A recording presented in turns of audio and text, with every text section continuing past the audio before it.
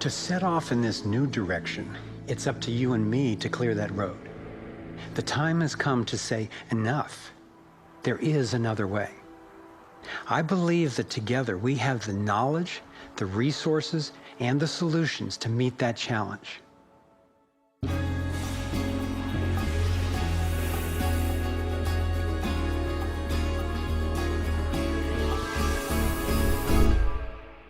I see this process as nothing less than a struggle for the soul of humanity.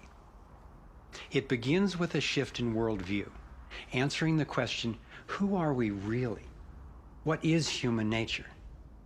Are we humans what the elite would have us believe? Stupid, greedy creatures who, if left to our own devices, would devolve into violence and chaos, and so for our own good must be ruled over by a self-appointed elite? Or are we naturally caring and creative?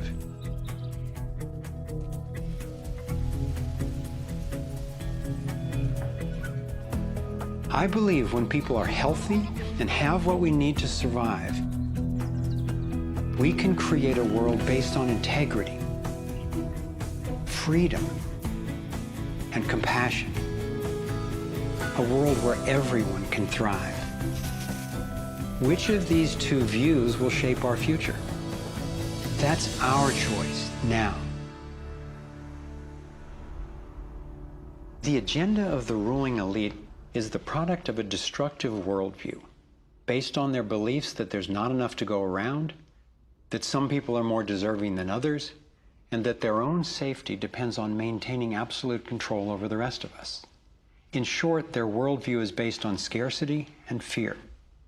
But as powerful as they are, the architects of the New World Order cannot create their dreadful vision without our collusion. To stop them, to render their agenda obsolete, we have to wake up. We have to take action. This is like the last effort of a particular phase of civilization. It's its last gasp, really, and I often use the metaphor of the caterpillar becoming the butterfly, because a caterpillar crunches its way through the ecosystem. It's very destructive. It eats 300 times its weight in a day until it's so bloated that it hangs itself up and goes to sleep, and its skin turns into a hardened chrysalis. And then in its body you get these imaginal cells, biologists actually call them that, forming within the caterpillar's body. The caterpillar's body then actually becomes a nutritive soup for those cells.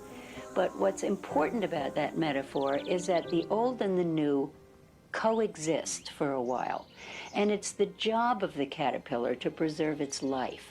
It's a desperate government that we have now trying to control oil in the Middle East and wanting now to promote nuclear energy and all these things that they know better, but they have to play out the role of protecting themselves. It's their job. And if you love butterflies, you don't go around stepping on caterpillars. So we can't hate them. It doesn't do any good. But if you want alternative energy, you don't ask an oil economy administration to produce it for you. We have to produce it. We imaginal cells have to show that it's cheaper, more efficient, and more effective. Our job is to build a new world. If we had the vision and a worldview that says our crisis is a birth and everybody's needed and everybody will have more of what they truly want, you could turn this desperate world into a renaissance of human creativity and love. It may seem that the controlling elite has all the cards, but we have many advantages of our own. First, let's talk numbers. Very few people are consciously perpetrating the domination agenda. Most of those helping to implement the plan don't understand the full picture of what they're a part of. By my calculations, we outnumber the actual architects of the plan by more than 1,000,000 to 1 in the US alone. Entrepreneur and environmentalist Paul Hawken estimates that there are now well over 1 million organizations in the world that work towards social and environmental justice, comprising the largest social movement in the history of humankind. This movement, when connected electronically, could become a network of networks that will be the most powerful activist force for change ever. If you look at the people who are involved with restoring this earth, and stopping the damage and resisting the depredation and nurturing change and reimagining what it means to be a human being, and you're not optimistic, then you might want to get your heart checked, because there is an extraordinary, beautiful, gorgeous, fierce group of people in this world who are taking this on. The second important advantage for us is that all the power centers that the elite control require our participation. If enough of us withdraw our support, their plan can't work. This is true of the central banks, the military, the corporate media, the government, and more. And following the models of Mahatma Gandhi and Martin Luther King Jr., we have the power of nonviolent non-participation. It takes tremendous energy, resources, and deception to try to dominate the lives of others. In moving toward freedom, on the other hand, we have on our side the evolutionary life force and what Gandhi called satyagraha, the simple power of truth. In India, we have thousands of villages which are now freedom zones. So we will not accept patenting. We will not cooperate with it, just like Gandhi did not cooperate with salt laws. We will not allow chemicals and genetically engineered crops to enter our ecosystems because they threaten this biodiversity.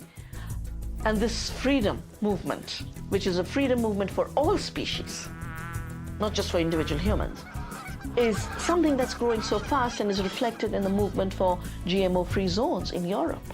I turn my back, and there's another 1,000 GMO-free zones. 90% of Italy, 90% of Austria. The freedom zones around the seed, around food, are creating massive shifts.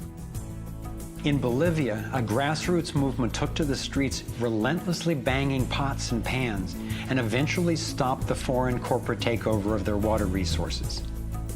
Though very little is shown by the corporate media, there are countless success stories going on every day all over the world.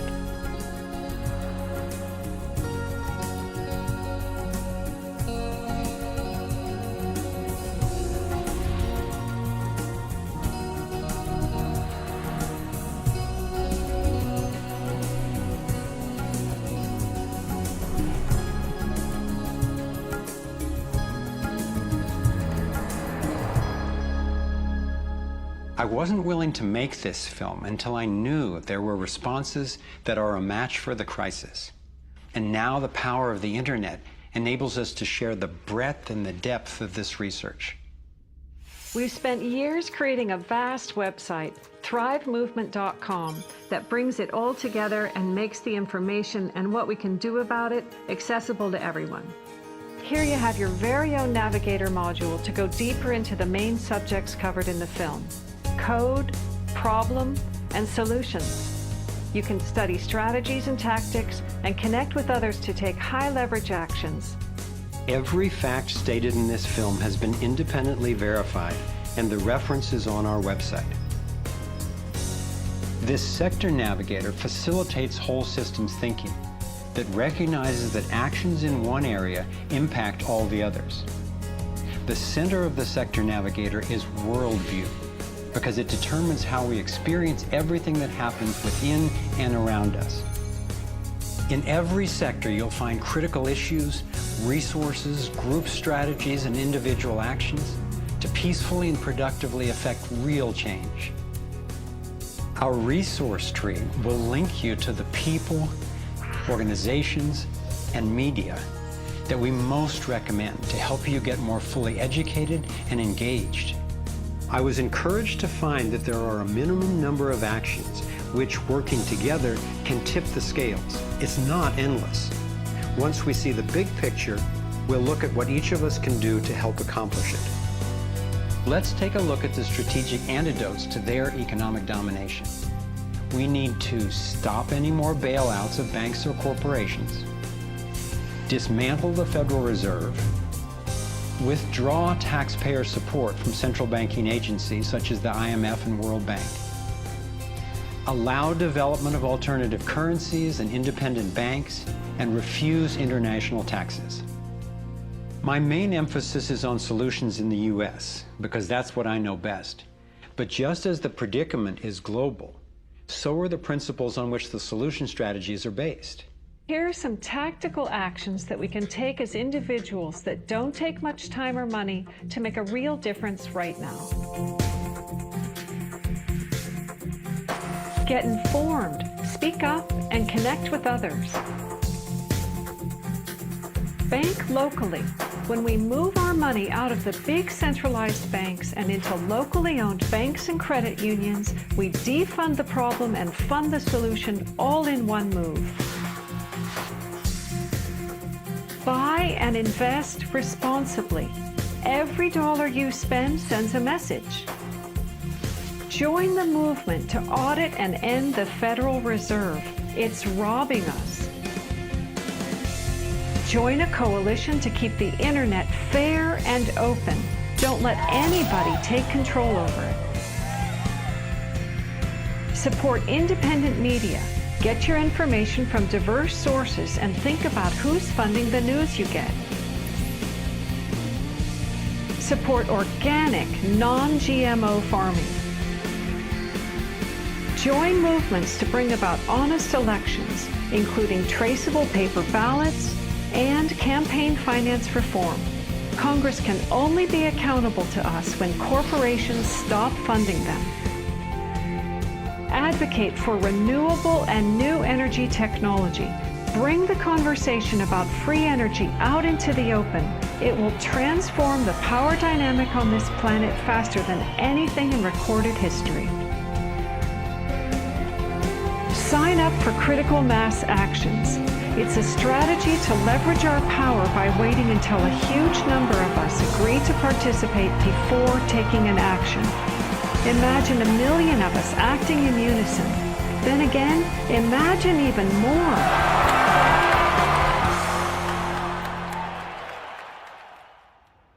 I've been inspired by how many grounded solutions and real-life problem solvers there actually are.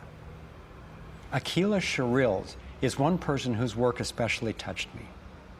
He helped broker a gang truce between the Crips and Bloods.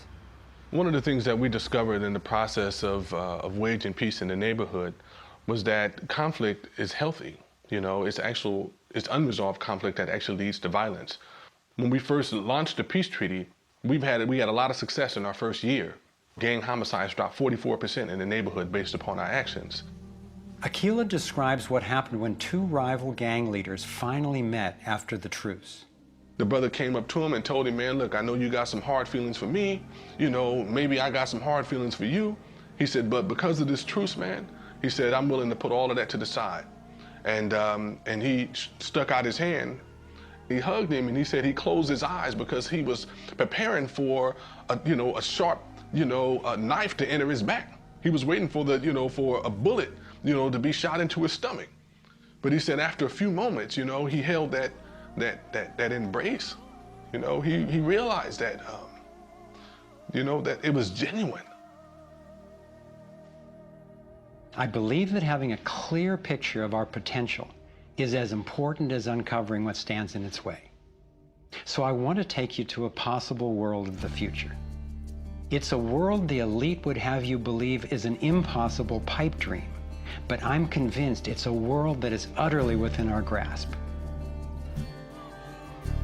We can create a world where people can thrive, where we can feel safe and secure. The air, water, and food are clean.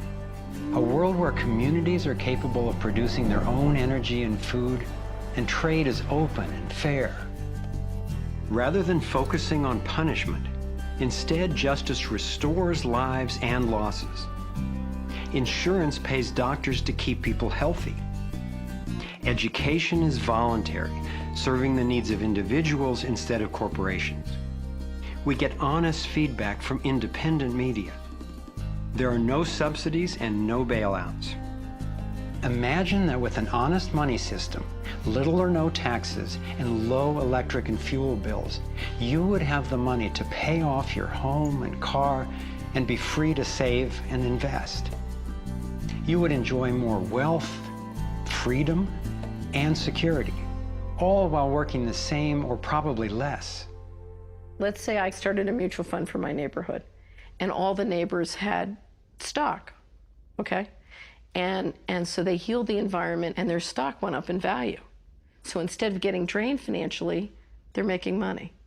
They're making money from things that make their kids safer and prevent the planet from dying. So you kind of have your cake and eat it too. Instead of working all week to make money and then coming home and trying to save the planet on the weekends, you can spend Monday through Friday making money saving the planet and then, go to the beach.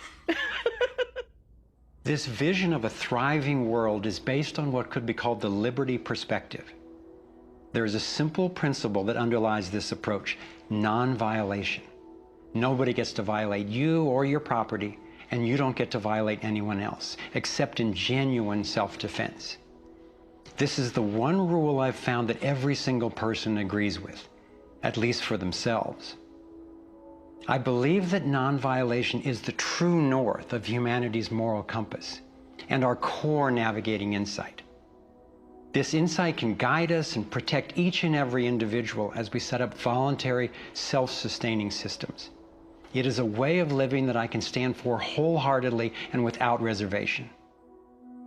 I've been profoundly influenced by the work of Austrian economist Ludwig von Mises, who developed a whole philosophy and economic system based on the core ethic of non-aggression.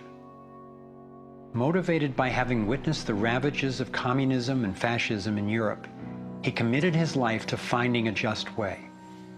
He recognized that those systems, as well as socialism and even democracy, wrongly assume the rights of the collective, or the group, to be more important than those of the individual.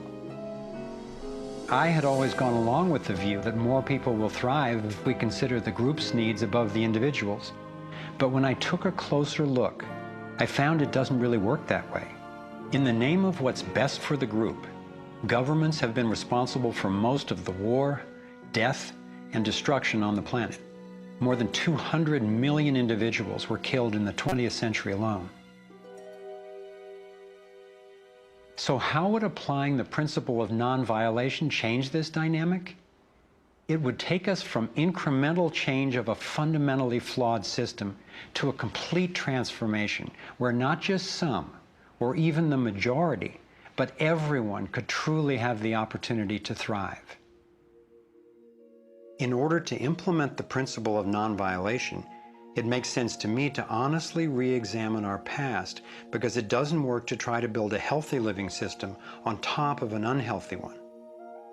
We have to go back to the most fundamental acts of injustice upon which the country was founded, in the seizure of the lands of the people and the slaughter of their women and children, in the rendering destitute most of the remnants of these people, is such a grievous wrong that we believe that we have to deal with that, to come to grips with that in a fundamental way. Understanding that they're not wrongs that were done and completed 150 years ago. They're wrongs that are continued every single day. So you have, through the history of North America and the United States, over 500 treaties signed with indigenous nations where every single one of them now has been violated. You have, in fact, a tremendous amount of wealth having been generated from indigenous people's lands and resources, and billions of dollars every year still being generated by corporations and European nations based on the continued exploitation of indigenous people's lands and resources. If we didn't have large corporations, if we didn't have Western governments defining how you and I were to relate to each other, living here in North America now together, how would we relate to one another? How would we make it different? It's going to take time and courageous effort to shift the consciousness and accomplish the tasks that will move us toward the world I'm talking about. And yet I know of no greater gift that we could give to future generations. We can't do everything at once. I envision 3 overlapping stages of the solutions process. In stage 1, we bring as much integrity as possible to our current systems. If we cut the US military budget in half, it would still roughly equal the defense spending of the entire rest of the world. Between that and getting rid of the Federal Reserve, over $1 trillion a year would be freed, enough to feed everyone on our planet, deal with social issues, and heal our environment. Many people believe that widespread starvation and poverty are inevitable, but compared to war, eliminating poverty and restoring the environment are cheap. According to Lester Brown's Earth Policy Institute, it would take under $200 billion a year to restore the Earth's environment and meet global social goals. But this stage isn't the end goal of the Liberty perspective. While stage 1 has a lot of the compassion typically associated with the liberal Democrat agenda, stage 2 reflects much of the wisdom of the traditional conservative worldview. In stage 2, we shrink government's role to protecting individual liberty and stewarding things we share in common, like ecosystems and the airwaves we use to communicate. As the system gains integrity and we move to sound currency, people will have enough money to have more control over everything that affects them. Stage 3 grows out of the increasing freedom that people gain in stages 1 and 2, as they have more money and more time. There is no involuntary tax and therefore no involuntary governance. There's no monopoly on force. There are rules, but no rulers. Rigorously protecting individual rights turns out to be key for honoring our interdependence. We can be distinct and unified at the same time. As utopian as this can sound at first, I've been thrilled to see how much practical thinking has been done to deal with tough issues like healthcare, crime, and education. These 3 stages validate the best of both the liberal and conservative perspectives that have divided us for so long, and then reconcile them at a new level, around non-violation, a core ethic we all share. Stage 3 honors human incentive and finally includes the rights of not just many, not just most, but everyone. The torus provides a template for a society based on integrity and wholeness. It conserves what's working. It has built-in feedback so it can self-correct and innovate to maintain balance. We can apply these and other features of the torus dynamic to our human social systems. I truly believe that aligning consciously with the fundamental life energy pattern at every level, physical, emotional, mental, interpersonal, and environmental, is ultimately the art, the science, and the celebration of love. And that's what we're here to learn.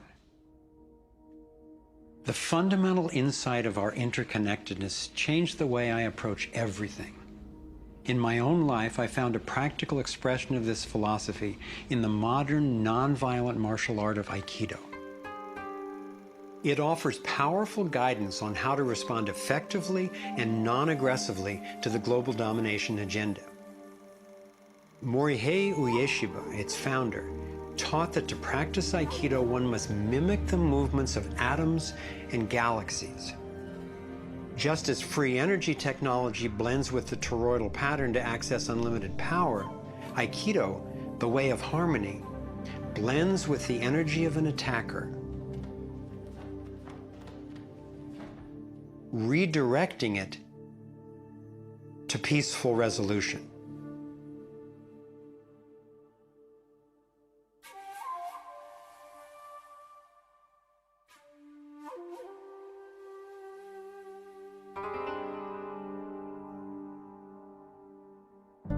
Gandhi and King applied these principles of non-aggressive power at the economic and social levels. If we respond with violence to the domination agenda, other than in self-defense, it would only continue the old us versus them paradigm and provide an excuse for even more police state measures. I believe that it's essential, both morally and strategically, that we take the path of non-aggression. There is another aspect of the torus that has profound implications for how we can respond to the challenges before us. It is the absolute stillness, the 0 point, that lies at the center of each toroidal system. I believe that you and I, as well as every other being, are torus energy fields, centered by stillness and each connected to one another into the boundless consciousness of a living universe. As much as I benefit from the experience of others, as highlighted here with the Navigating Insights, and as valuable as daily feedback is about what's really going on in the world, as we see with the vitals, I've come to recognize that our primary compass is our own inner guidance. As we learn to quiet the noise and amplify the inner signal, we can better hear the voice that naturally knows and offers wise direction. We have an entire inner life, a vibrant and lively inner life that is truly the navigator of the path that we take on the outside. If your inner life is the driver of how you show up in the world, it makes sense that if you want to have anything to do with where you're going, that you have to be in relationship to that inner life. You have to be in relationship to the driver. As we develop increased relationship to who's in the driver's seat, what happens is there is a synergy. It's a symbiotic relationship that our inner lives are actually able to be more in tandem with where we're choosing to go, and we're able to get there. We're not nearly as insignificant in our impact as we think we are. In order to heal the world, we have to start telling a different story to ourselves. We have to start engaging in a different story with others. It's a collective story that manifests as the world. Humanity is now in a very interesting evolutionary phase in which we move from hostile, aggressive competition, which is the nature of young species, into a more mature mode of cooperation, collaboration. There's no question in this country that money, that capital is being increasingly concentrated in the hands of a few. And those who are so powerful are concentrating it further. But there is a force that's more powerful, and that's the power of the people. When we look at the crises now, it is so easy to fall out of love with life. It is so easy to get pessimistic and desperate. But from my perspective, the crisis has matured to the point of being on the threshold of mass awakening, and that feeling inside me gives me the vitality to know that no matter how small what I'm doing looks to me in the face of these huge problems, that the impulse of evolution is not small. And when it's in everybody who's waking up, it's huge. And as more and more of us are waking up, linking up, and daring to speak up, the scheme for global domination is being exposed.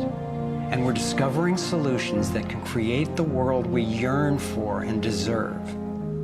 Again and again throughout history, when people have recognized tyranny rearing its cruel head, they've come together and stood up for liberty. I am confident humankind will look back on this period and be proud that when we saw, we acted. Thank you for coming on this journey with us. I'm convinced we have what it takes to thrive. Let's make it happen.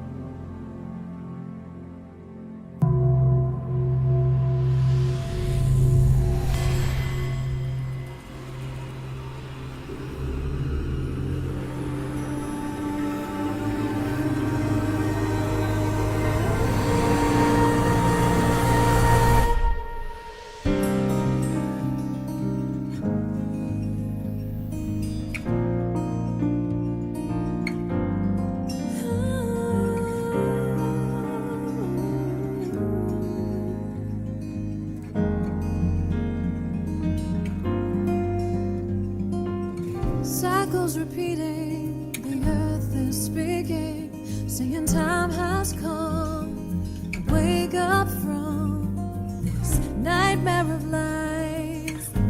So many shattered lives reaching out, crying out for freedom, crying out for love. Carried by the current, till we stand side by side on the brink of a brand new day. while the waters rise. There's a stirring deep inside, deep inside. We come together to stand up for our lives. What on earth does it take to thrive? While we've been sleeping, our hearts were beating so much closer than we ever knew. Beneath the noise, there is an inner voice whispering, clear and true. The veils are finally lifting, our ways becoming clear. There's a dream without a limit, and a vision so strong, every person knows they belong. Come together while the waters rise. There's a stirring deep inside, deep inside. We come together to stand up for our lives. What on earth does it take to thrive? Come together while the waters rise.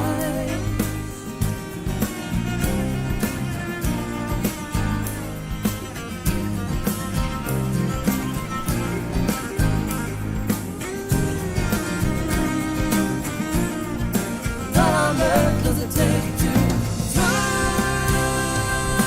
out in the open? Thrive healing what's broken. Every heart, every life, living or placing it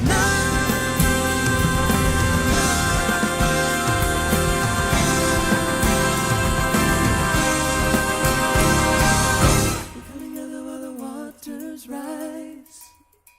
There's a stirring deep inside, deep inside. Come together to stand up for our lives. We all have what it takes to thrive. We come together while the waters rise. There's a stirring deep inside, deep inside. We come together to stand up for our lives. We all have what it takes to thrive. Come together while the waters rise.